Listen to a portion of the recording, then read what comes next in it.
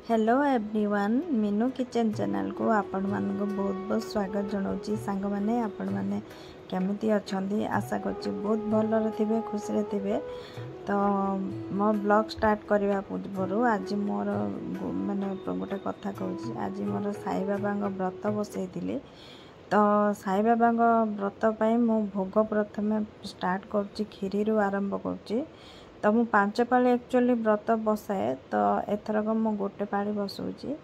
तो देखो मु प्रथम खीरी खीरी चाउल प्रथम प्रेशर कुकर रे गुआ घी देकिना ताकू सिझेबा को छाड़देली।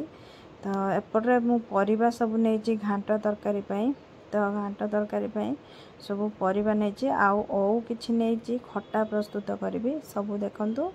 एपटे मु सब परिबा काटिकिना रखी देइथिली। तो खीरी रू प्रथम स्टार्ट करवा देखंतु मु कौन कौन आज सब रेसिपी बनाऊँगी आपण मानक संगरे मु शेयर निश्चित करूँगी। तो भल भाव देखिए आउ निहाती कमेंट माध्यम जनइबे केमिति लागिला। तो आपण माने कमेंट देले मते बहुत भल भी लागिवो। तो मोर भूलटा कौन मु निजे जानी परिबी। तो सेथिपय मु आज गोटे फुल ब्लॉग आणुची। तो देखंतु मु जो प्रेशर कुकर रे सिझेकिना रखितिली तो चाउल को ताकू पकईदेली। तो सिझी आसला परे चाउल को तादर फेंटी देवे। एमती प्रोसेस थरे खीरी प्रस्तुत करंतु देखिए बहुत जल्दी भी बनीजिव। तो देखो क्षीर टिके गरम हो सारा पर किसी तादर अमूल मु ऐड कर देछि। अमूल टिके पकईले भल लगे खीरीटा बहुत टेस्ट भी लगे। तो चाउल को जो सिझेकिना रखती ताकू घांटी देली। तो घांटी सारा पर जमती माने मुंडा अंश न रहिबो माने सेत पर्यंत ताकू फेंटिबे। फेंटी सारा पर ताकू पकईकिना मु ताकू भल भाव फेंटी देली। तो या धरे मु काजू देखंतु मु भाजिकिना पकेबी खीरी रे। तो काजू को जते लो फ्लेम रे भाजिबे तो काजू पोड़ीबनी। देखंतु हल्का ब्राउन कलर हैला पर्यंत काजू को मु टिके भाजिबी। तो देखो एपटे भल भाव काजू मोर भाजी सारानी। भाजी सारा पर मुझे खीरी रे जो फुटिकिना थी तादर मु पकईदेवी। आदर किसमिस चाहिए भी ऐड करें। मु किसमिस पकई ना मत किसमिस पकईले तो छुआ टे खाए ना भल खीरी। तो मुझे पकई ना देखु एपटे मु काजू पकईदेली। काजू पकई सारा पर लास्ट रे 4-5टी गुजराती छेचिकिना रखती ताकू टिके पकईदेली। पकई सारा पर ताकू भल भाव गोले देवे। लास्ट रे चीनी ऐड करेंगे। तो चीनी आगुतरा पकईला माने खीरीटा टिके पानी अंश आ जाए। तो खीरी हो सारा पर लास्ट रे आपण चीनी ऐड करेंगे। तो चीनी सब पकई सारा पर भल भाव फेंटी सारा पर सेपटे मोर टिके फुटी गला पर खीरी मोर प्रस्तुत हो। देखंतु एपटे मु हांडी रे किछि परिबा को सिझौची। तो टिके हल्का रिफाइन तेल नहीं जाइथिली तले। तो रिफाइन तेल पकई सारा पर तापर परिबा को सब पकईदेली। पकई सारा पर गोटे रु 2 चामच भलिया लूण नहीं आ गोटे चामच भलिया हल्दी गुंड नहीं फुल चामच। तो हल्दी गुंड नहीं सारा पर ताको भल भाव गोले देवी। गोले सारा पर देखंतु मो राति रे भिजेकिना रखिथिली काबुली चना को ताको पकईदेली। पकई सारा पर ताको टिके भल भाव संतुली देवी। परिबा को टिके संतुली देले घांट तरकारीटा बहुत भल भी लगे। तार टिके पानी अंश मरला पर्यंत ताको टिके संतुलिबे। परिबा को जते संतुलिबे तो तरकारीटा भल टेस्ट भी आसीबो। देखंतु घोड़नी देकिना ताको भल भाव मु ताको सिझेबा को छाड़देवी। देखंतु एठी मोर परिबा सब माने टिके संतुली हे आसलानी। तादर मु पानी टिके पकईकिना ताको आउ टिके सिझेबा को छाड़देवी। देखंतु ए लास्ट रे खीरी मोर टिके ठंडा हे आसला पर मु मिल्क मेड पकईची। तो एठी मोर रेडी हे गला खीरी। एमिति प्रोसेस रे आपण खीरी बनादो देखिए बहुत भल भी माने लागिवो। तापरे भी बहुत जल्दी भी बनी जिवो। तो एठी मोर खीरी रेडी हो गला। खीरी रेडी हो सारा पर तापरे मु किछि ओउ खटा बनाऊँगी। देखंतु माने अल्प टिके रिफाइन तेल नहीं गली कड़ाई टिके रिफाइन तेल टिके गरम होला पर ओउ को टिके संतुलिबा। देखंतु ओउ को मु जो काटिकिना रखितिली ताकू पकईदेली। पकई सारा पर तापरे गोटे चामच भाया मु लुण नहीं, गोटे चामच भाया हलदी गुंड नहीं। हलदी गुंड आपण कलर अनुसार नहीं पारे, लुण स्वाद अनुसार नहीं पारे। देखो ताकू भल भाव संतुली देवी। संतुली सारापर ताकू घोड़णी देकिना ताकू सिझेबा को छाड़देवी। देखो ये मोर टिके संतुली हो सारा ओ संतुली हो सारापर लास्ट टिके पानी देदेवे। पानी देकिना ताकू टिके सिझेबा को छाड़देवे। ओ टिके सिझी आसले एक्चुअली कषी होउथिला। आपण जदि टिके मोटा अंश होउथिबे प्रेशर कुकर आपण सिझे पारिबे। एटा जल्दी भी बहुत सिझी आसला कषी हो जेहेतु ताधर मु नड़िया ऐड करदेली। नड़िया ऐड करके आउ टिके समय 2 ରୁ 3 मिनिट भाया ताकू टिके सिझेबा को छाड़देवी। सिझी आसला परे ओ ताकू टिके छुंक प्रस्तुत करवा। देखंतु मु टिके नेछि याधर रिफाइन तेल। रिफाइन आपण तेल जेतिकी चाहिए से अनुसार नहीं पारे। मु टिके कम तेल माने यूज करछि। आपण चाहिले अधिक तेल नहीं पारे। रिफाइन तेल जेहेतु नहीं तादर मु अल्प अल्प ऐड करछि। देखंतु तादर गोटे चामच भाया जीरा देछि। आउ किछि हेंगु देइथिली बास्ना पई। आउ भुसुआ पत्र देकिना मोर एटी छुंक प्रस्तुत हो जिवो। टिके भुसुआ पत्र देले बास्ना भी भलो आसीबो ओ खटार। लास्ट रे मु टिके लंका गुंड दे देली कलर पई। तो एटी मु सब भाजी देली भल भाव में। भाजी हो सारा पर जो सिझे कि रखी ओ को ताधर मु पकईदेली। पकई सारा पर मोर ये छुंक होगला प्रस्तुत होगला ओ खटार छुंक। तो देखो ये मोर रेडी होगला। लास्ट रे ओ टिके खटा फुटी आसला परे गोटे चामच भाया मु जीरा गुंड देदेली। आ लास्ट रे मु चीनी दे देछि। चीनी आपण अधिका मीठा चाहूले अधिका पकई पारे, कम चाहूले कम पकई पारे।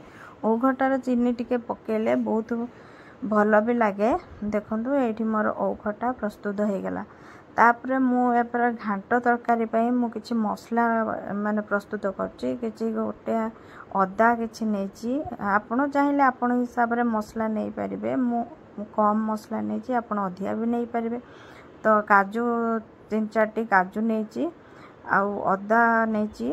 ताधर 2टी शुखला लंका नेछि। नेकिना ताकू भल भाव ग्राइंडिंग जार ग्राइंडिंग करदेवी। हाँ गोटे चामच भाया जीरा नहीं, तो जीरा ताकू ग्राइंडिंग करदेवी। तापर तेल रे ताधर मु भल भाव गोटे चामच भाया जीरा देकी हेंगु देकिना ताकू मसला को कषी देवी। कषी सारा पर गोटे चामच भाया मु माने नहीं लुण नहीं। आउ किछि लंका गुंड नहीं। आपण चाहिले लुण जेतिकी चाहूथिबे स्वाद अनुसार लुण नहीं पारिबे। तो ताधर मोर लुण अंश कम थिला बोली मात्र मसला रे ऐड कर देली। तो देखंतु एठी मोर कषी ही आसलानी। मसला को घोड़ाण देकिना ताकू टिके भल भाव में कषिबे। जते मसला कषिबे तरकारी सेते टेस्ट भी लागिबो। देखंतु मु टमाटो 2टा सिझेकिना रखथिली परिवारे ताकू टमाटो को कषि देली। कषि सारा पर जो परिवा को सिझेकिना रखिथिली ताधर ऐड कर देली। आपण पोई नाड़ी छुई नाड़ी की लास्ट रे पकेबे। छुई नाड़ीटा पकेले आगुआ तो छुई नाड़ी मेल्ट हो पारे। मु लास्ट रे पकेइथिली बोली गोटा गोटा हेकिना रही।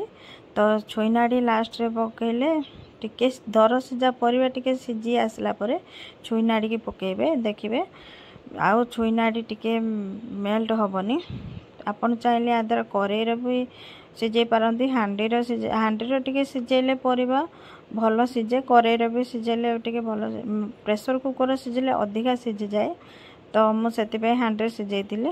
लास्ट रे मु किछि धनिया पत्र आउ नड़िया को कोरिकिना रखितिली।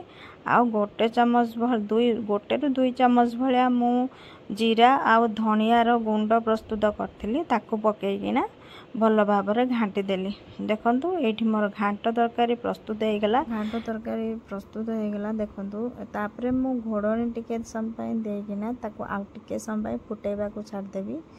तो घोड़णी माने फुटी आसला परे घोड़णी देकिना तापरे मोर एठी प्रस्तुत हो जिवो घांट तरकारी। केते देखंतु सुंदर भी देखा होची, बहुत कलरफुल भी देखा होची।